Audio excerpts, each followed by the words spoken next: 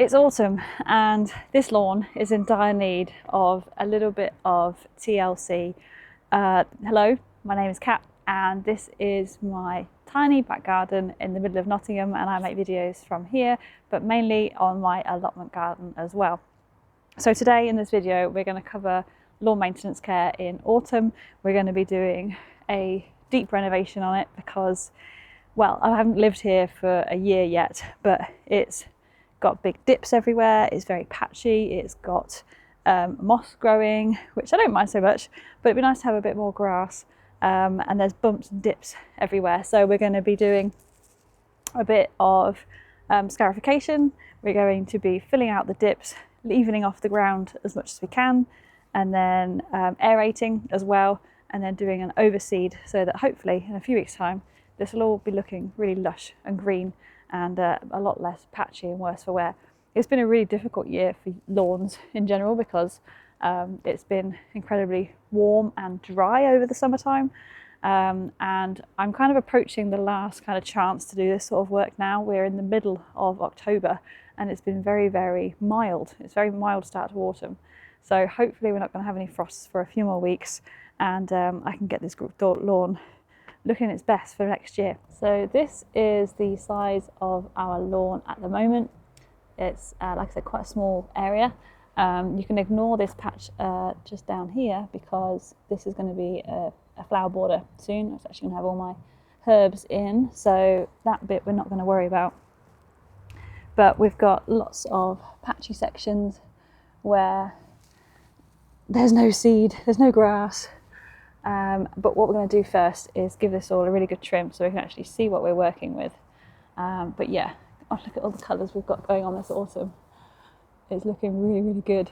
For saying this is its first year, I've done a complete makeover on this back garden whilst I've been off on maternity, and it's been great fun.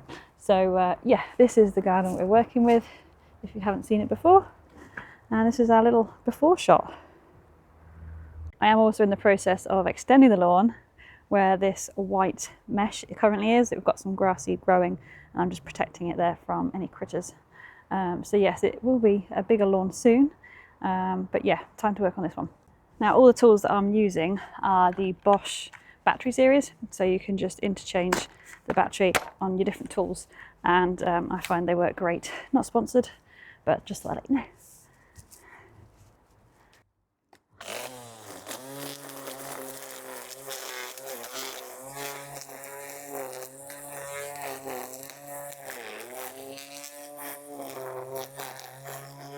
This mower I haven't actually had for very long at all. So this is only its second or third test drive, I think. Just need to get the box for the back. So yeah, it's already on the medium setting. I'm going to do a quick cut on this and then take it down even lower.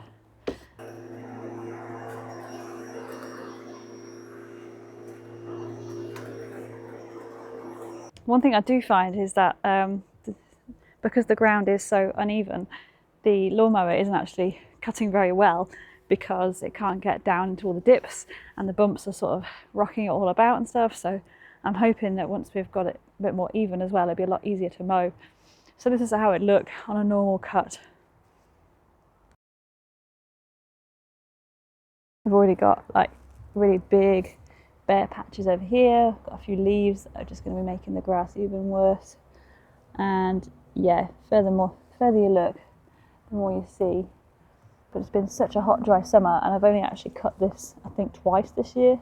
And then this section off the path, you can't quite tell, but it really dips around here. I think because over time people have been walking up and down to the garage on the grass rather than the path, so it's made a big groove. So we're going to be filling that later.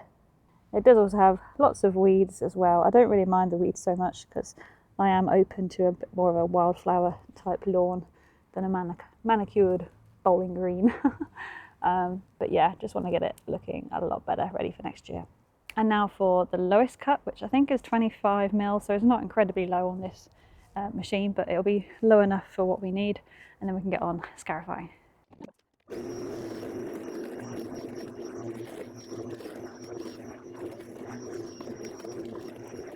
So now I can see a lot clearer what we're dealing with, and not a lot of grass there really, is there?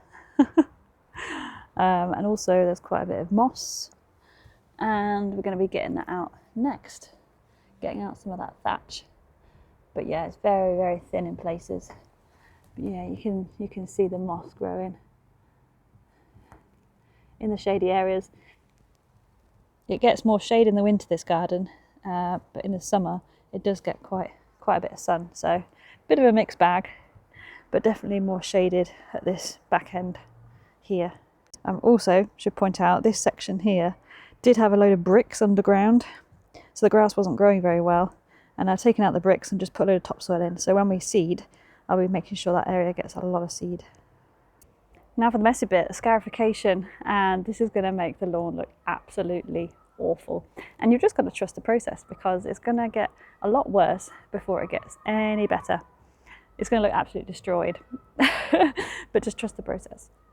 Now, whilst I haven't done this process to a garden of my own before, I did work as a gardener on a private estate for a few years, so we did that process there because I had a lot of lawn to look after. So I'm not using any big machinery, but obviously if you've got a really big garden, then you can rent out scarifiers and aerators and all that sort of thing.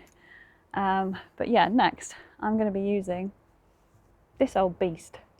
This is the Wolfgarten scarifying tool, and I use the Wolfgarten tool because it's interchangeable. You just change the head, so I just bought the head for it. But you can use a garden rake.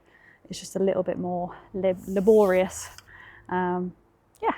So what does scarifying do? Well, it removes all of that thatch from the lawn, which is a little layer of moss that sits between the soil and the base of the grass, and it traps air, it traps moisture, and it just inhibits good growth and a healthy lawn. So you want to get rid of that, and then it will also aerate the lawn a little bit so that we can get the seed down, because it's going to really rough up the surface of the soil. And you just use it a bit like you would a rake, and we're just going to pass it back and forward though. This has got a pivoting head, so you can brush it forward and backward, and you can see all that thatch it's pulling out. There's real loads of it in this corner because it gets a lot of shade. It is actually my first time using this tool,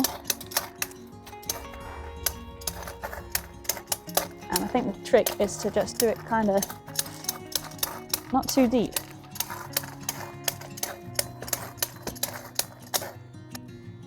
So on just the first pass, we've already pulled out all of this. And it's that brown dead grass and the moss that we're pulling out of the soil, well, the surface of the soil. And this is all going to end up in the compost bin.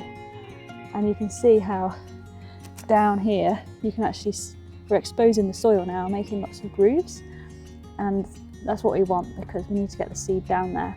But there is still bits of moss in areas, so once we've done it in one direction, which I'm doing down here, we can pick up all the thatch and then come back in another direction after we've cleared all this up.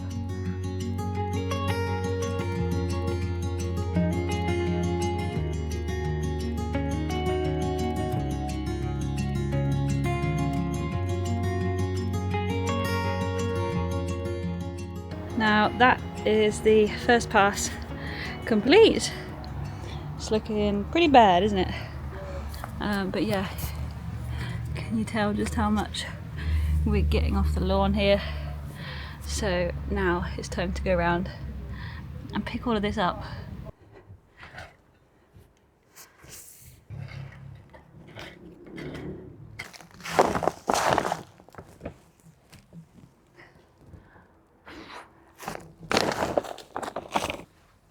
Now this can all go in a compost bin or green garden waste bin, if you have one.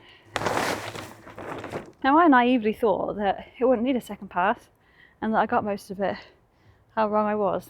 There's loads more thatch to get, and this is going to be one bare looking lawn once I clear it all up. And here we have it.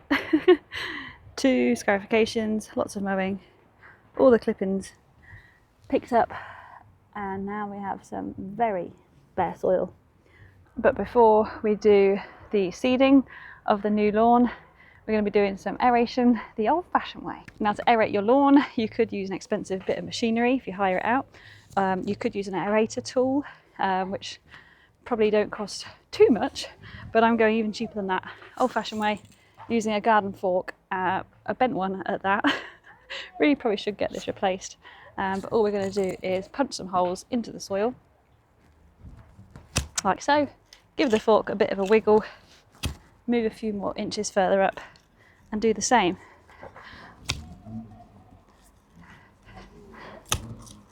Now, this isn't going to be as great a result as using a proper machine, but it's better than nothing, and it's going to help relieve any compaction in the soil, particularly in areas where you have high traffic, such as under the washing line where I hang out my washing, and also in front of the garage door and along where we walk to get to the garage.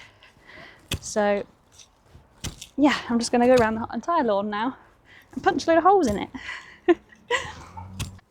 You can see we've got all these little holes now. That's going to let air in there. The seed's going to go down as well when we get to that point, but it's just going to relieve that compaction, and it will drain better as well if you have heavy soil. So yeah, might be a slow process, but be worth doing, particularly in mossy areas. Now that the lawn is aerated, I can focus on levelling off the lawn, and I could go overkill, but I don't think it's the right time of the year to be levelling it up loads. So I'm going to focus on a few areas that are bugging me, including little dips and troughs here and there. But as we come onto the lawn from this little gravel section, I want to try and make that a bit less of a trip hazard if you're going from the lawn to the house, especially for my little one who will be walking next year. So I'm going to try and bank that up so it's a bit more of a slope, and then just fill in all the little channels and grooves and bumps with topsoil. It's going to need quite a bit of topsoil, but luckily I still have plenty spare from when I worked on the lawn that we're extending over on the other side. So when you're levelling off, you really want to be doing it in layers of about 2 inches, and then compressing it down before you add some more. This is where you get out all the air pockets and hopefully make a nice even layer. So then do a penguin shuffle just to compress it all down. I didn't have quite enough topsoil to get the desired effect that I wanted. It ends up making it quite a steep bank, and I'm not going to be able to get the mower up it. I'm going to have to trim it in future, and I didn't have enough topsoil. So next year I will make it more of a gradient to slope up, but my main concern was getting rid of that trip hazard so that my son next year doesn't catapult himself into the gravel on the other side. So that's a project for next year. And then I just went around the garden filling out all the dips with the topsoil, then using the back of the rake to move it into place, and then to even it off. I also used the rake to sort of tamper it down a little bit to get rid of all those air pockets initially, just so I could see where it was falling and how much more we needed to add. And then I'd go over with my feet and use my weight to get rid of those air pockets even further. I'm really trying to get rid of that trip hazard that's also there against the concrete slab where there was a bit of a lip. But going around the garden, I wasn't quite sure how many dips we had. There was quite a few, so I went around and filled them. And if you really want to be particular and get it flat, then you just saw me use a piece of wood there, and that's to see where the gaps are, because if there's a big space underneath your level, then you know you've got to fill it. And I wasn't too stressing too much, but just to get the major ones as flat as possible, really. Well, the soil is now as level as I'm happy to make it. The next step is to now spread the seed, but before I do that, I'm just going to scratch up the surface a little more, make sure that the soil's down into the cracks and crevices, and rough up the surface so that the seeds have got somewhere to bed and lie in, so that if we do get any heavy rain, it's not going to just wash it all off, it's going to hopefully get into the ground. Now, the grass seed that I'm using is just a general purpose amenity seed. It is this one that I bought. I've already used half of it for the new little bit of lawn behind me, so if I put this in to the existing lawn, hopefully the two will match quite nicely. And yeah, I'm gonna give it a really good coverage make sure you follow the instructions. I don't need quite as much. 20 grams per square metre rather than 30 grams, which is the other one, which will be about most of the rest of the box. So it works out at about a big handful per square metre. Now I do have a seed spreader tool, but if you watched my other video where I was extending the lawn, you'll know why I'm not using it, because it was rubbish. I started by spreading the seed around the edges, particularly that flower bed, because I didn't want to just fling it and it all go into the flower bed. And then I'd space my legs quite wide, about 1 metre apart, so I knew that handful had to fill that sort of square, and then just approximately worked around the lawn that way. Fun story, I thought I'd have enough seed, but it turns out I didn't. So what you don't see here is me finishing almost about 3 metres I had left to do without any seed, so I had to run to the shop and get some more. But it actually worked out to be quite a good thing, because having spare seed is going to be great for filling in any gappy bits that we find that don't germinate, and then also going into spring next year, you know, I might want to fill it out a little bit more, and it's always good to have the exact same seed. So do check the bottom of the box to find out what mix of seed it is, so you're not going to have too many varieties going on. Now that we've got a good coverage of seed, I'm going to give it a little top dress with some multi-purpose compost, and what that's going to do is it's going to lock it in to the soil. It will stop the birds from pecking them all the seeds away, and it'll give it a bit more protection from being washed away, and just give it a nice little snug little cover. Think of it like a nice little blanket.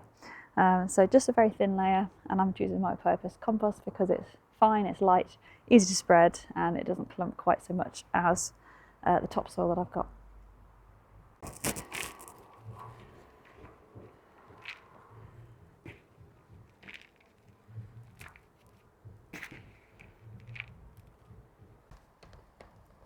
There we are, now that's all top dressed. Just need to give it a nice watering on a mist setting, and then covering it over. I'm going to use a mesh that I have spare from the allotment, just to stop the birds from getting at it. It might also increase the germination, keep them a bit warmer, and stop the worst of any wind from blowing them away.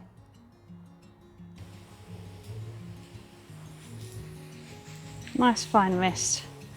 You don't want to be making any big puddles.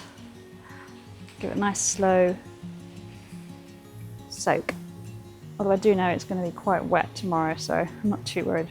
Just want to get that top level nice and damp.